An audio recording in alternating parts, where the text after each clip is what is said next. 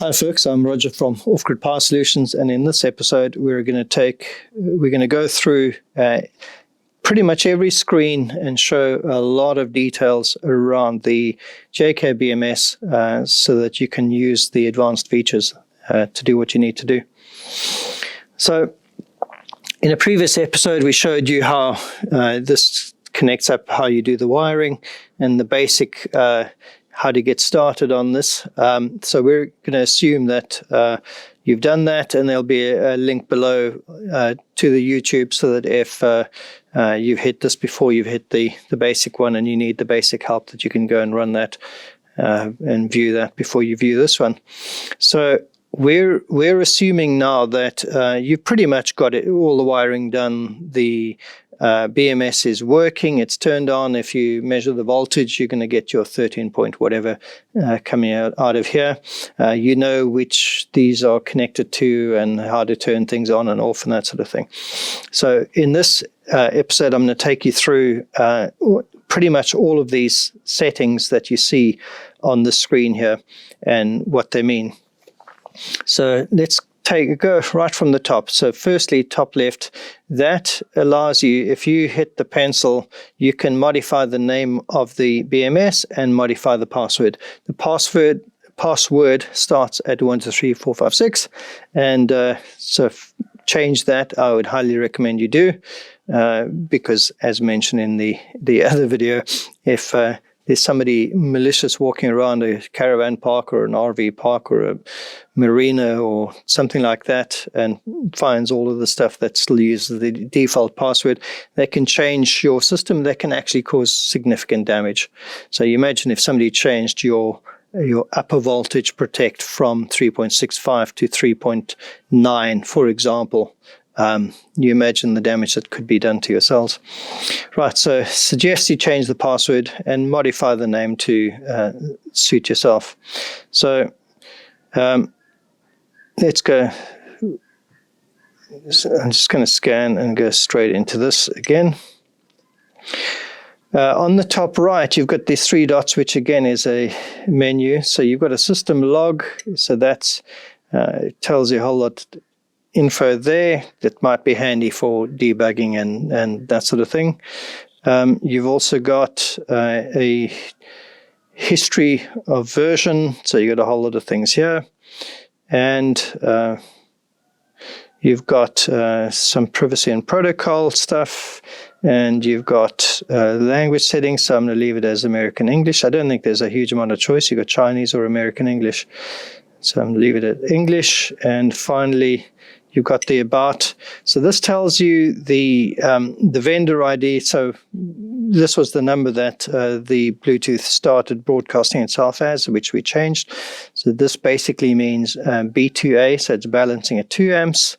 It's an 8S, so it means it's an 8 cell or a 4 cell. And it's 20P, which means you multiply the 20 by 10, so it's a 200 amp BMS. It's got a serial number, and then you've got hardware and software versions, and these are potentially very handy when you're discussing issues and comparing with guys and what the problems are, etc. It's been powered on 3 times, and first on date and version, etc. So you've got a few handy about things there. On the top, you've got the fact that the charge, discharge, and balance, the status of those. So it's not balancing because there's no need to balance yet. It doesn't mean that balance is turned off. If you come to control, I'll just show you. If you come to control, you'll see, well, if we verify the password, so we've left it at 1, 2, 3, 4, 5, 6, you'll see that balance is actually turned on. So charge, discharge, and balance are all on, but if I come back to the status, it's not balancing at this point in time, even though it's turned on, because the delta is small. So let's work from the top going down. So overall voltage coming out, it's saying 13.27, and if you actually measure with the voltmeter, interestingly enough, this I have checked for accuracy. It's saying 13.2 13.22, this is 13.27, and even if you measure the voltage of the cells, they are 13.23, so slightly inaccurate. Do you need to worry about that? No. If you're really worried about it, you can calibrate it, you can change it, but actually I don't use this as my final version of the truth of what voltage I've got in the van. This is just really to manage and keep the battery safe. So I'm not worried. The fact that this is 13.27 and my multimeter says something different, that doesn't bother me in the slightest. Also shows the amps coming in or going out. Again, if that's slightly inaccurate, I actually don't care. It just doesn't mean much to me at all. Right. Battery power, that would be the amount of power in watts that is being drawn at this point in time. So the big figure, the 0.0 amp, is in amps, and this battery power is in watts. It tells you the remaining battery power according to what you've set up, so remaining at 71%. And the capacity is 280 amp hours, and remaining capacity of the 280 amp hours is 198.8 amp hours. So it is counting how much is going in and out. It doesn't take into account the Peugeot effect, so it is probably not that accurate. Again, I'm not worried about it. I use a smart shunt or a Syntec shunt to tell me what's happening. Prefer the Victron Smart Shunt because you can wire it into the Serbo or a Raspberry Pi and stuff like that. So the cycle capacity, as it's sitting at 0 because we've not done anything, we've just connected this, but basically as you charge or discharge, it counts up the total amount of stuff going in or out, basically all the current traffic, if you like, through the BMS. It counts it all up and it shows it in cycle capacity. I don't know what you'd actually use it for. It doesn't bother me. I just never use it. Why would you count stuff going in and out? Show how much you've used the battery, I suppose, when it reaches 10 years old or whatever, you might be wanting to know that sort of stuff. The cycle counts, so each time you've done a full cycle, and it adds up all the little bits where you've discharged a bit and charged and discharged a bit, and so it counts up the cycle count. Your average cell voltage, so that'll be the average of the cell voltages shown below there. That's fine, 3.316, that's fine. And the cell volt diff, otherwise known as the delta, so the difference in voltage between the highest voltage cell and the lowest voltage cell, in this particular case, very nicely 0.001. And that's because I had a JK on here top balancing, and these are horrible cells, really bad quality. You can see by the swelling that on camera, and the BMS has done a wonderful job of getting them exactly at the same voltage. Don't need to top balance anymore. That's a thing of the past with these lovely new BMSs that we have. Just slap them together, put the BMS on, it'll top balance for you essentially. The balance current, it's not currently balancing. So if there was a cell that was higher enough than the cell with the highest voltage was different enough from the cell with the lowest voltage, then you would see a balanced current of whatever as it's transferring power from the highest to the lowest. So at the moment 0 because it's not needing to do anything. We have two temperature sensors, T1 7.4 and T2 7.2. That's fine. So on this here, they're not attached to the battery pack. In our case, they're just sitting free here. That shows you why I've got this big jacket on, because it's 7.5 degrees or 7.2 in this place. Interestingly, they're pretty much measuring the same air, and the one is saying 7.5 and the other 7.3. So a little bit of journalistic license there, but that's fine. We don't worry too much about that little difference. The MOS temperature, so that's the temperature inside of the MOSs. The MOSFET is 9.5, and the time merge, I don't actually know what that means, to be honest. if I think of it, I'll tell you later. I've never actually bothered about that. We have the voltage of the 8 cells, if you have 8 cells, or in my case 4 cells, and it shows the highest and lowest in different colors. And it keeps on changing and chopping around because they're all so close to each other. Read into that what you will. It's fine to see that if you have a problem with the cells, then you would probably want to know exactly what the voltages are, and you might actually double check with a multimeter or a fluke or something like that. So it's good to see the voltages if you have problems. If you don't have problems, how often do you actually go and check these? I almost never check them.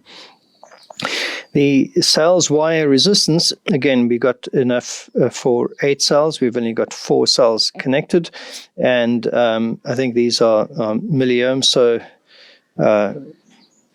the cell wire resistance is really handy if you have a bad balance lead. So if you've connected one incorrectly, it's really handy to see that here. A lot of people have questioned why on earth they have this. I absolutely love the fact that they have this here, because it helps me if somebody gets hold of me and says, I'm having all sorts of problems with the battery. I say, well, I want to see what your cell wire resistance is. That's balance lead number 3. You've not crimped it on properly, so you probably crimped onto the plastic, and there's slight contact made every now and then, so it's unstable or something. So, or it'll be 0 if there's nothing there. So very handy. For me, the cell wire resistance is one of the nicest things that I like about this. So that covers the status screen. One thing I really love about these JKs is there's no nonsense and no bling and fancy graphics that take up a whole lot of space for nothing. So you don't need to scroll up and down. Everything that you really need to know is essential on this one screen. And I just love it. It's so simple. So utility, yeah, but just works for me. So we go to the settings. And we see the advanced settings here. So let's just cover the top part here. In this one, if you want to modify, because we've already put the password in, we don't have to verify it. But if you have not yet put in the password, it'll say verify password. Do not click the lithium-ion LiFePure 4 or LTO buttons unless you want to reset all the values. So if I was to click LiFePure 4, it would reset everything to factory default. I don't want to do that because I've set everything up. And so, yeah, just bear that in mind. So we have basic settings and advanced settings. The basics, obviously, the number of cells that you have. In this particular case, we have 4. They're 280 amp hours. The balance trigger voltage, so basically when the difference between the highest voltage and the lowest voltage cell exceeds 0.1 volts, it will start balancing. As we saw back in the status, we are 0.001 there, so it does not need to balance, and the balance is off. The balance current is off, and if you wanted to change your balancing settings, you could do it here. For much smaller cells, so 100 or 100 amp hour or 40 amp hour, some people like to set this at a lower value. That's fine. But to me, 0.010 is a good value to have. And as I said, this thing balances health so nicely. If your voltage is incorrect, that this thing is telling you, and you know what it really is. So you've run your multimeter. Okay, we know there's 3.2, let's say 3.24 we've measured accurately with different multimeters that we've calibrated properly and checked their accuracy. We can then say, well, actually, you're not 3.27, you're 3.24. And it will then say, okay, I'll remember that. And then you have this thing telling you the exact same voltage as what your multimeter is showing, or whatever, or your shunt or whatever. I'm not worried about that. But if you're worried about that, get your voltage calibrated to exactly what is being put out. Your calibrating current is pretty much the same in that if you know exactly how much current is flowing through, and this is telling porkies, then fix it. Just tell it what current is flowing through. Because we're not connected anything whatsoever to this at the moment, it's showing 0. So at the moment, if it was showing a value, I would maybe want to change it back to 0. Let's talk about the Puckett effect just briefly. I'm not going to explain what it is or anything, just that the JK BMS doesn't really take it into account. In fact, there's nothing that you can specify to deal with the Puckett effect. So if you correct your current, so if you calibrate your current at a very low current discharge or charge in the battery, the chances are it'll be inaccurate for higher currents and vice versa. So in my opinion, this is just my opinion, calibrating your current is of very little value. You preferably should have a smart shunt like a Victron smart shunt where you can calibrate this and you can specify the Puckett effect, which for a lithium iron phosphate is a value of 1.05 to take into account Puckett. So feel free to change your calibrating current, but it is only used by the JK BMS to tell you, for it to tell you how much state of charge or how much remaining amp hours there for state of charge you have in your battery. But if you've got other ways of doing that, then rather rely on them, like a Victron Smart Shunt, rather rely on that than relying on this. I don't use this for reporting purposes. I use this to tell me what is happening with my cells and to protect my cells from over voltage, under voltage, and temperature, basically, in a nutshell. Right, let's go through the advanced settings, and there are a lot of them, so I'm going to try and whip through quite quickly. The first 4 are your over voltage protection and under voltage protection. So over voltage protection when you're charging and under voltage protection when you are discharging. So the first and the fourth value are the highest you want your cells to go to and the lowest you want to go to your cells to. And the middle 2 are the reset values for those parameters. So basically, let's just say you charge up to 3.60. At that stage, the BMS says, right, the first cell has reached 3.60, so I'm going to stop allowing charge. And when basically when all of them have dropped below 3.55, I'm going to re-allow charging, and when they reach 3.60, or the first one reaches 3.60, I will once again stop charging. And for a lot of chargers, the cycle happens again and again, sometimes 100 times a day. As the cells settle down a little bit and they reach the OVPR, so the reset value, the charging kicks back in, and then it comes back up again, and it goes down, it comes back. All can happen many times a day. So feel free to change that to something that really does make sense. And their default is 3.60, which obviously you need to take into account what charger you're using and what voltage you're charging at, because you do want these to be in sync with the charger.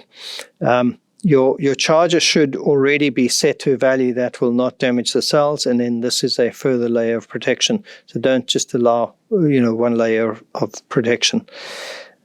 Use 2 layers. Use this as your backup, really. So those are the 4 values for around a voltage protection, which are really, really important. And these are the default values that I've left on this here.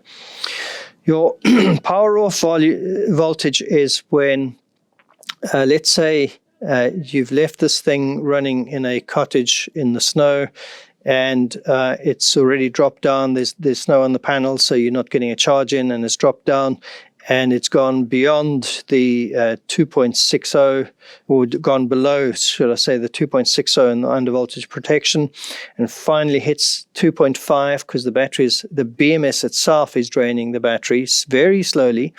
It uses very little current, but very slow drain on the battery. The power off voltage, when it reaches that, everything turns off. The BMS itself turns off completely, doesn't draw a thing from the cells, and the cells, it's not good for them to stay uncharged for long periods of time, but to continue discharging below 2.5 volts for these cells is actually quite lethal for them. You'd reduce their life quite radically. So a good value, 2.5. In this case, the default for starting balancing, and I know there are lots of theories about that, when you should start balancing and stop balancing, but basically they say when all 4 cells are at least 3 volts, we will start balancing them if the difference is greater than that 0.01 voltage that we set in the basics. And again, a lot of people like to set this a bit higher to give it a smaller window of balancing. So I've seen quite a few guys like to set it at sort of 3.4 volts. That's fine. As long as it has enough time to bring the cells in balance, that's all you want. There's no harm in leaving it at 3 volts because, quite frankly, if it's going to start balancing while it's still charging, it doesn't really matter. It's balancing on the balance leads, which is what you really want. It's not using the main bus bar system and cables to do that. And the balancing current is set at 2 amps. Yeah, if you're not happy to balance the cells at 2 amps, then change that to whatever you want. But I just leave it at 2 amps. The continued charge current, this is something that you probably do want to change. I don't know why they set it at 25 amps. It's a very low, a low amount of current to be charging a battery pack in, relatively speaking, with modern 30 amp DC-DCs and 60 amp DC-DCs and batteries, and also if you have a bunch of panels on the top, you might also be quite a lot more than that. So change your continued charge current to something a bit higher than what your charging system is putting into the battery. So I set mine to 100 amps because I can be charging at up to about 90 amps on my system. If it's a really hot day with sun directly overhead and I'm running the vehicle, I've got a 60 amp DC-DC on mine, and so yeah, I've set a limit to 100 amps. So basically, when it reaches that limit, that continued charge current, when it reaches that limit that you've set here, then it will stop charging. So basically, let's look at the next parameter. So the charge OCP, over current protect delay, in seconds. So when it, in this particular case, when the charging has exceeded 25 amps for 30 seconds or more, it will stop the charging. Then 60 seconds later, it will check to see, and if you still, it'll try again. So basically those 3 parameters work hand in hand: the continued charge current in amps, the charge OCP delay, and the charge OCPR time. Those 3 work together. Same with discharge, similar principle. So your continued discharge current, which the default is 200 amps, it is a 200 amp BMS, so that's fine. 200 amps if, and again here we've got the OCP delay. So if you've run at a higher amperage than 200 for 300 seconds, then it will turn the discharge off to protect everything. So that covers that. The SCP is for shorts. So what I don't know in the case of JK, what they consider it to be a short, how many amps. I think it's about 600 or 700 or 500 plus amps. If it registers that you're drawing more than 500 amps, it considers it a short. And basically in microseconds, so 1,500 microseconds, if the short occurs, it will turn it off. And again, that's the reset time of 60 seconds for the short protection. Right. Charge OTP, that's over temperature protect, and the reset value of 60. So basically, if you're charging and the cell, so this is measured at the temperature probes, these 2 temperature probes, if the it exceeds 70 degrees centigrade, it will stop the charge until it drops back down to 60 degrees centigrade, and then it'll reallow the charge.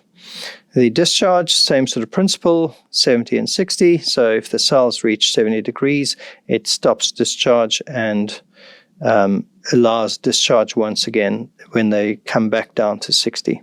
So those are to protect the cells from heating up when they are charging or discharging. Then two very important parameters, the under temperature protect and the under temperature protect reset. So they're set at -20 and -10. That's crazy to me, because at -20 you will damage the cells. So why is the default for Life PR4 -20? And JK are not alone. A lot of the PMS guys have crazy undercharge protection or low temperature protection. So these I change mine to 5 degrees. So the UTP I set at 5 and the UTPR I set at 8. That's just my preference for my own batteries. And remember, you'll need to set the UTPR first and then the UTP, because it won't allow you to change the UTP to a value that is warmer than UTPR. So that's your under temperature protect. Very important that you change these. The two MOS over temperature protects, you can't change them anyway. As you can see, it just says grayed out okay. So that's 100 degrees centigrade and 80 degrees. So you can boil a cup of tea in the MOSFET. It's quite handy that they can go up to 100 degrees centigrade. That's quite good. The user private data, this is like seriously advanced stuff, so I'm not going to go through that now, but you can put in some private data for there. The con wire resistance settings, so these are the balance lead resistance settings, and you can set them to, so you can basically calibrate them if you want to. I don't see the point in that. These to me are only handy if you have a problem with your balance lead. So the way you've crimped your terminals on, then you need to know that there's a problem with one. Or like I said earlier, if, for example, you're not even touching metal on metal, you got the plastic insulation that's crimped and nothing is contacting, then it'll show 0 on the status page, and you know you've got a problem. So then you need to re-terminate your balance lead. So I don't see the point in actually setting these. So that covers the basic, the advanced, and the resistance wire settings. Let's go now to control, and we're starting to come close to landing now. In the control, you can modify your password, which, as I said, you should change it from the 1, 2, 3, 4, 5, 6 to something that you will remember. You can turn charge on and off. This is, and discharge. Obviously, you can turn charge and discharge on and off. This is really handy. So if I would turn this off, connect my inverter up so I don't get that nice big spark. So everything connected up, and when I'm ready, and then I turn it back on the BMS app. Very handy to do that, in my opinion, rather than having to use a resistor. So with these, we've stopped using resistors because we just don't need it. With the Dallies, once they were turned on, you couldn't turn them off other than pulling the balance leads out. So this is quite handy. And you can turn the balance off if you don't want it to balance. And then finally, if you need to use the battery in an emergency, so let's say you need to use the battery to make an outgoing call because somebody fell and broke a leg, but the battery's too low. So you can actually hit emergency and override all the safety values and basically say, I still want power from you. I need to make a call to the emergency services. So that's what that's all about. And I think that covers everything. So if I have got anything wrong in your opinion, or you think I should change some of the default values, then drop a comment below, and let's take it from there. So folks, thanks for watching, and I hope that you found this really useful, and see you in the next episode. Cheers.